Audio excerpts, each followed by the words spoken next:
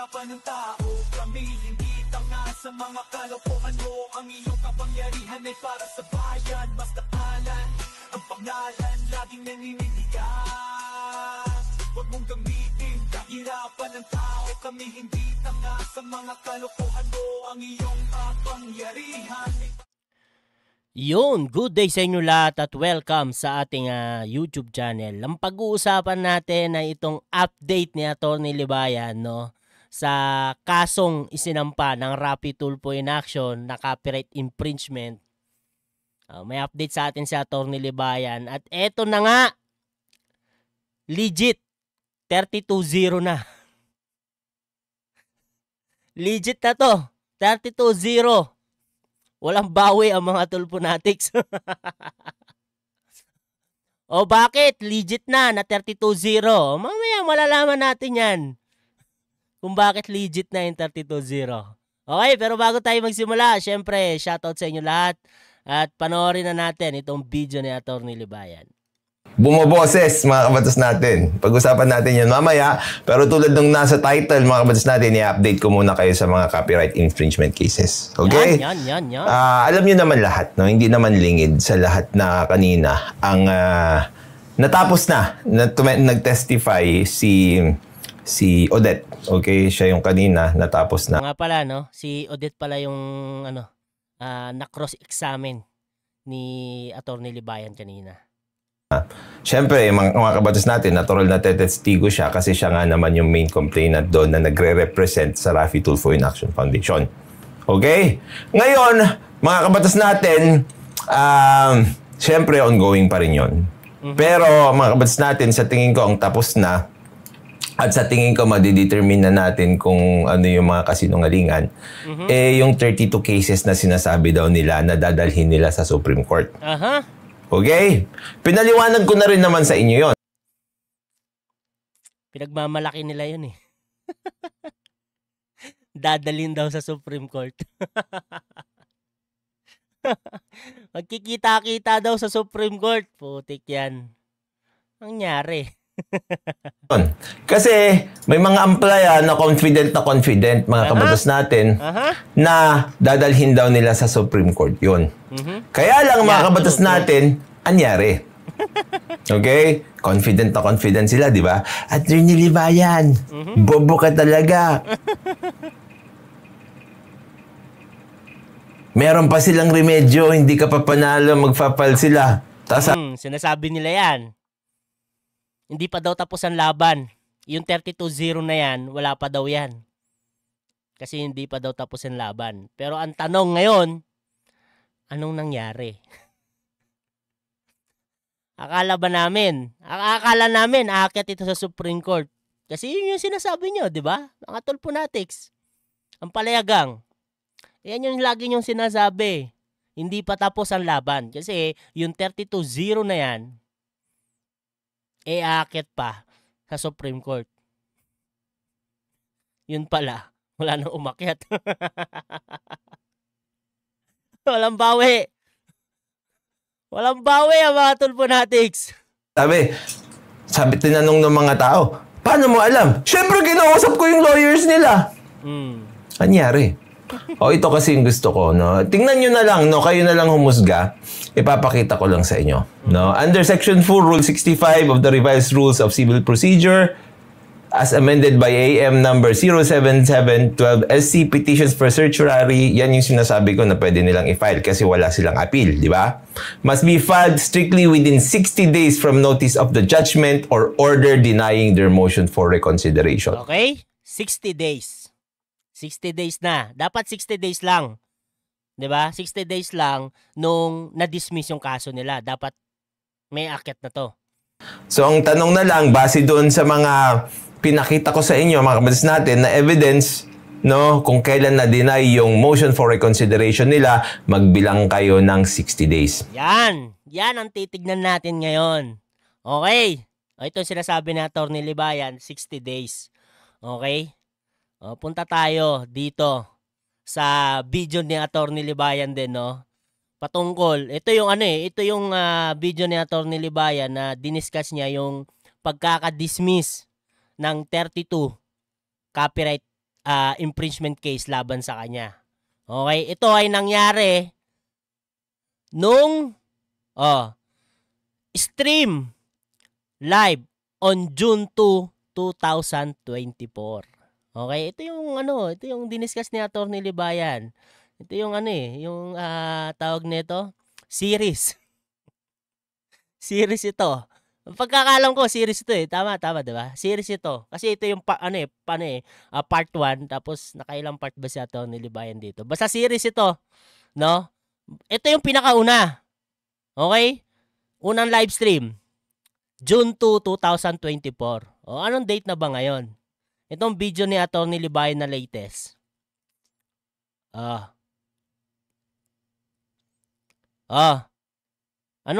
Wala palang date dito, ano? Pero, ang date ngayon, kasi ito, 80 minutes ago. 'Di ba? 80 minutes ago. Ngayon, August 5, 2024.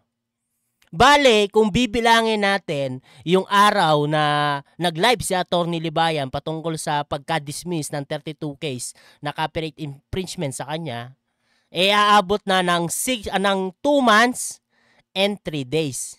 'Di ba? 2 months and 3 days. 60 days ang usapan, 'di ba?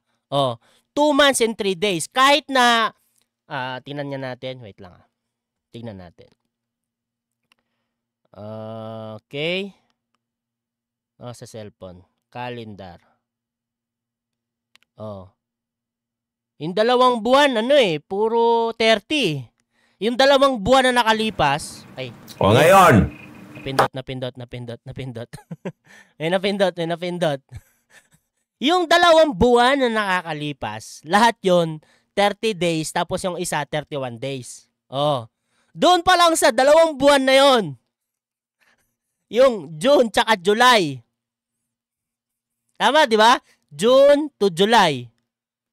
Tapos, August. Yung nakakalipas sa 2 buwan na yon, pasok na kasi kung June 2, di natapos nung August din. Di ba? Sakto 30 days eh. Kasi June 2. Doon na natin i-timing sa live stream ni Atty. Libayan, di ba? Na 60 days. Di ba? June 2. Di kung yung June 30 days, tapos yung July 31 days, di matatapos yung 60 days na August 2. Ngayon August 5 na. Bali nga 2 months and 3 days. Di legit na yung 32-0 kasi paso na yung 60 days na dapat may akyat ito, no? Pagka-dismiss ng ng kaso. Di legit na nga. 32-0 na. Wala nang bawi. Paano ba yan? Mga tulponatics. Legit na. Talaga, iyak na lang sa Gedli. Kung sa bagay, no, sinasabi nyo naman na isa lang talaga ang papasok, yung lang naman talagang inaasahan nyo kasi sinasabi nyo, 'di ba, na yun lang yung malakas. 'Di ba? Yung yung cyber libel, yun lang yung malakas para sa inyo eh. Sinasabi nyo, yun lang. 'Di ba? Pero yung facts 32-0. Kasi yung sinasabi nyong malakas na copyright infringement na cyber libel, wala pa naman nangyayari. Yung first hearing nga gusto pang ipareset. Ito talaga ako nagtataka Yun yung malakas pero bakit pinapareset Hindi na lang tapusin, di ba? Kasi yung mga tulponatics, gustong-gusto na ma-convict itong si Atty. Libayan. Siyempre, kami din, kasi kasali kami doon sa kaso. Di ba? Kami lahat, ma-convict na kami. Kasi G na G sila pag sinasabing convicted criminal Walang bawi Di ba? Dapat minamadali na yan. Di ba? Kasi yun lang yung malakas Pero ito ang tanong dyan, paano na lang pati yung sinasabi nilang malakas, ma-dismiss pa, ano na lang ang strong sa kanila. Amats na lang.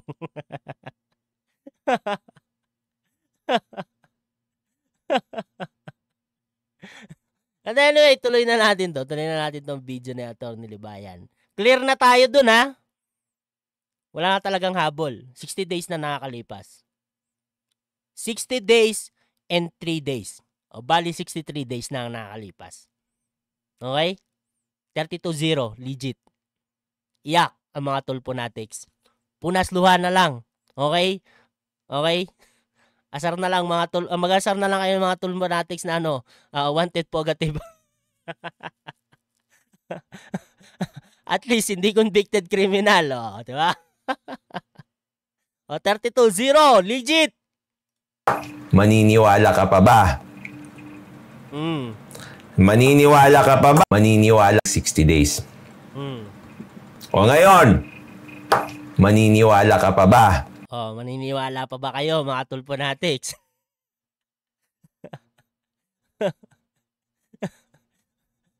Maniniwala pa ba kayo na aakyat pa to sa Supreme Court? Wala na.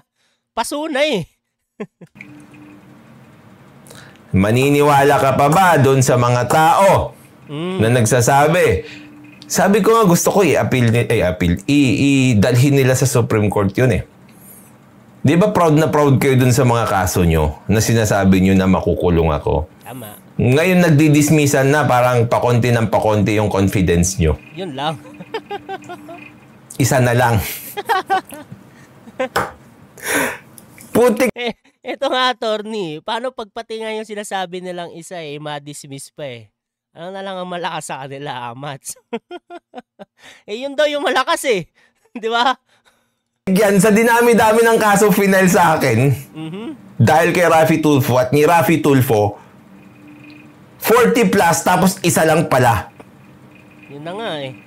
Ay dito na lang tayo sa isa naglaban. Tama, di ba? Kasi kung yun nga lang yung malakas dapat yun doon na lang sila mag-focus, di ba? Doon na lang nila ituon yung power nila. Anong silbi ng mga ibang kaso? Pangabala. Proud kayo doon. Kung ganon. Anak ng tutya. Di ba?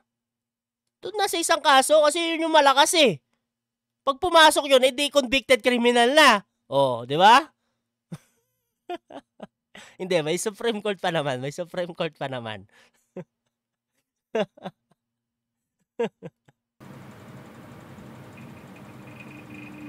Pero ito yung sasabihin ko sa inyo. Alamin nyo, dun sa mga nagsasabi sa inyo, na mako-convict daw ako doon sa cyber libel kay Raffy Tulfo. Alamin nyo sa kanya kung anong nangyayari.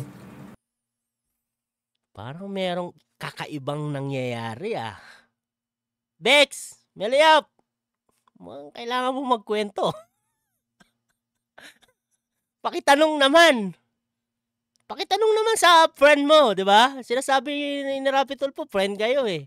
Highly recommended vlogger ka nga eh. Pakikwento naman, baka mayroong nangyayari na hindi namin alam. Ikaw, malapit ka kay Raffy Tulfo, friend kayo, tanungin mo. Baka may nangyayari. Pakikwento naman sa amin. Nang alam naman namin kung ano yung nangyayari. May something eh. May something na nangyayari. Pakikwento naman, Bex.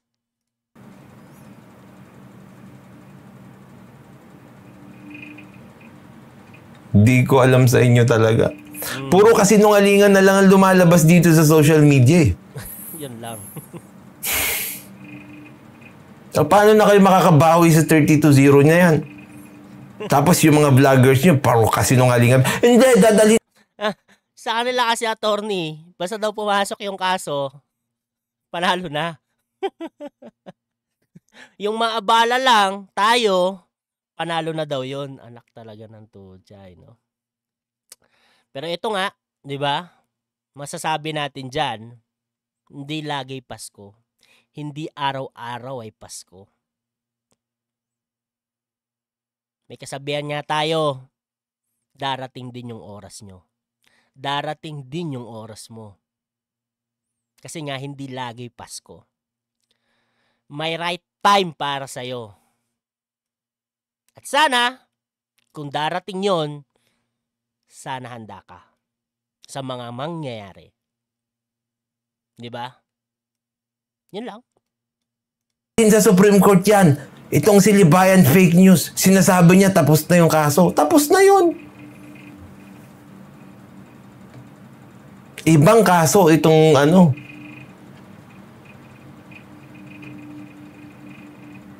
Rule 65, iba yan. Yan ay kung meron grave abuse of discretion amounting to lack or excess of jurisdiction in relation to the actions of the judge.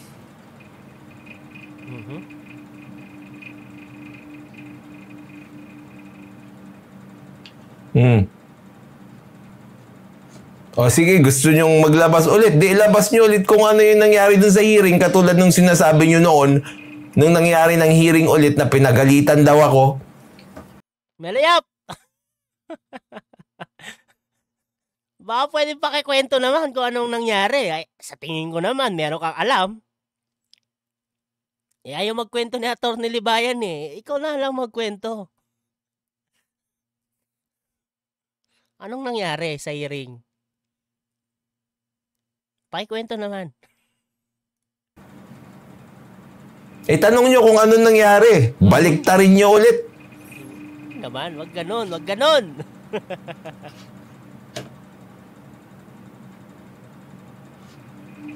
I-content nyo bukas. Content na I'm giving you the permission. Oh, Bex, Melayap. Content mo na kung anong nangyari sa hearing. Para alam naman namin at may idea kami. 'Di ba? Kung ano yung totoong nangyari. Totoo ha? Yung totoong nangyari. Walang kasinungalingan. Walang ganon. Yung totoo lang. Doon lang tayo sa totoo. Ano ba yung tunay na nangyari sa hearing, 'di ba? Ganon lang.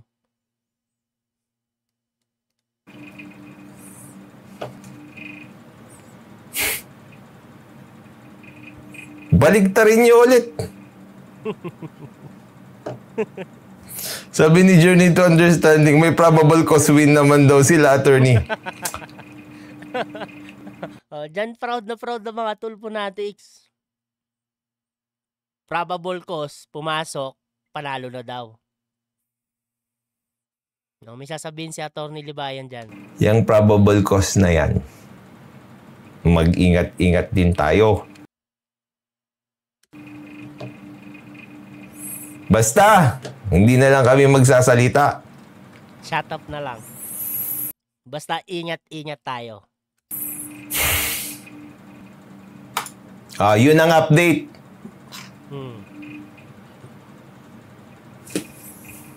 Yung mga kasinungalingan, nasaan na? Ba't bigla kayong tumahimik? Ayaw nyo dalhin sa Supreme Court, no? Kasi pag inakyat pa sa Supreme Court, di ba, another dismissal na naman. Hindi, joke lang.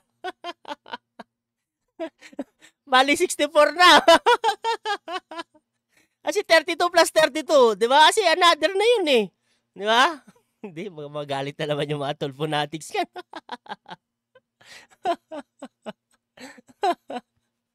Pero ito lang ang tanong, bakit hindi na inakyat sa Supreme Court? Bakit hindi? Proud na proud kayo. Sinasabi nyo, di ba? Mga Tulfonatics, di ba? Sinasabi nyo, aakyat pa yan. Kaya wag muna kami magdiwang. Wag muna kami magsaya kasi hindi pa tapos ang laban. Pero ngayon, ano nangyari? Ba't hindi inakyat? Wala nang bawi. Paano ba yan? 32-0 na. Legit, 32-0. 63 days na ang nakakalipas. Simula nung na-dismiss yung kaso. Wala na. Paso na.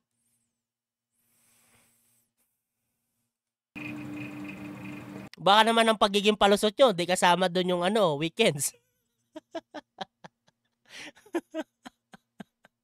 Yun lang. Baka yun na maging palusot nyo, ha? Hindi kasama weekends doon. Sabihin nyo ganon. Ang usapan dito, 60 days. Okay? Walang sinabi na hindi kasama ang weekends, ha? Baka lang naman yun yung maging palusot nyo. Di ba? Ito, 32 to! This is the bulk of your cases! Tambak agad. Parang first round pa lang, tambak agad. Yak, sa Gedli ang mga Tulfonatics. Walang bawi, legit, 32-0. No. Marami napapahamak dyan sa probable cause, marami. Pati mga opisyal ng gobyerno napapahamak dyan. Kaya dahan-dahan tayo dyan. Outsu.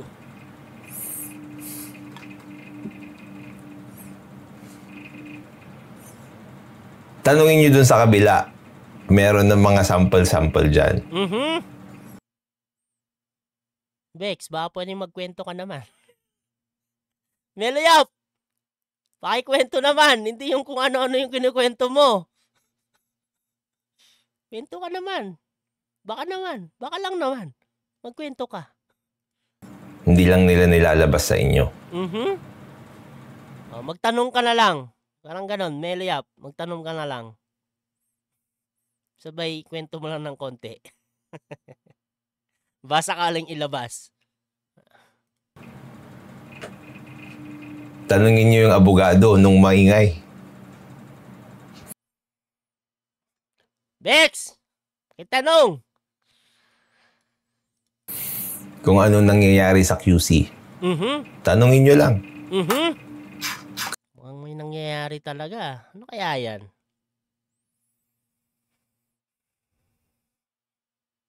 Gusto ko malaman Ano kaya nangyayari? Parang meron May alam ka ba dito, Meloyap? Pakitanong naman. Kasi makukonvict daw ako, di ba? Tanungin nyo kung ano nangyayari sa QC.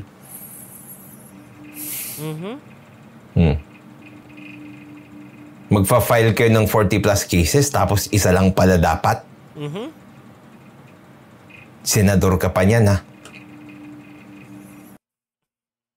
Yun na nga no? Senador. Tapos, di ba yung mga ibang official pang nagpa-file ng case, itong kay Marlica. Di ba itong latest lang kay Marlica, di ba? May nag-file ng case sa kanya. May press conference. Pero si Rafi Tulfo, tahimik lang, sa Gedli. Anak ng tutsa. Hindi ka ba proud? Tagtatanong lang naman. Di ba? Kahit man lang ma-media kami, di ba? Sinabihan mo na, ito, nag-file ako ng kaso dito sa abogado, tsaka sa mga small vlogger, isang OFW, tsaka isang law student. Ganon, di ba? Medyo proud ka lang naman sana, di ba? Pero bakit hindi ka di ba? Naman lang, tahimik lang. Nagbalita lang si Vince Ward. Di man naman mainstream media, di ba? At least, malaman na ng kamag-anak ko. Hindi, joke lang. Di ba lahat ng sinabi nila kasinungalingan? Ang tanong dyan, maniniwala ka pa ba? Maniniwala ka pa ba sa mga sinasabi nila kung Tulfonatics ka? Maniniwala ka pa ba? It's just a matter of time, like I said. Okay na yan. Punta tayo kay Fabri. Fabri! Anyway, mga master, ibang topic na naman din to, itong patungkol kay Fabri, Kung gusto nyong panoorin yung video ni Atty. Libayan, I think napanood nyo na naman din to siguro, Yan, may update sa Atty. Libayan sa copyright infringement, yun, na cross-examine niya na si Odette kanina. Okay? Tapos ngayon, ito na, legit na 32-0. Kasi paso na yung 60 days 63 days na nakakalipas. Simula yung nilabas ni Atty. Libayan, yung yung unang vlog niya, doon tayo nag-base ng bilang, Hindi natin alam kung ano. Pero sa tingin ko, doon pa lang tapos na ang usapan. Kasi 63 days na nakakalipas. Wala nang bawi. Diba? 32-0. It's clear. Iyak ang mga Tulfonatics. O, ang tanong, Maniniwala ka pa ba? Kung tulponatics ka, maniniwala ka pa ba sa sinasabi nila? 32-0 na. Sabi, aakyat sa Supreme Court, walang nangyari. Ngayon, 32-0 na. Anyway, mga master, hanggang dito na lang tayo at maraming salamat sa pagsama sa ating video, no? Ingat kayo palagi at God bless sa inyong lahat. Paalam po. Huwag mong gamitin kahirapan ng tao. Kami hindi tanga sa mga kalokohan mo. Ang iyong kapangyarihan ay para sa bayan. Basta talan ang pangalan, laging naninindigan. Huwag mong gamitin kahirapan ng tao. Kami hindi tanga sa mga kalokohan mo. Ang iyong kapangyarihan ay para sa bayan. Masteralan ang pangalan, laging naninindigan. Huwag mong gamitin kahirapan ng tao. Kami hindi tanga sa mga kalokohan mo. Ang iyong kapangyarihan ay para sa bayan. Masteralan ang pangalan, laging naninindigan. Pilipino gigising sa himig ng katotohanan. Tititig at lalaban sa pang-aabuso ng kapangyarihan. Huwag mong akalain kami mananahimik lang. Ang bawat salita mo aming haharapin ng may kapang. Mga inaapi ngayon na sa bawat post o vlog kami nagkakaisa. Mga maling gawa inyong itigil na ay pulo na ang boses sa lahat na laban kasama.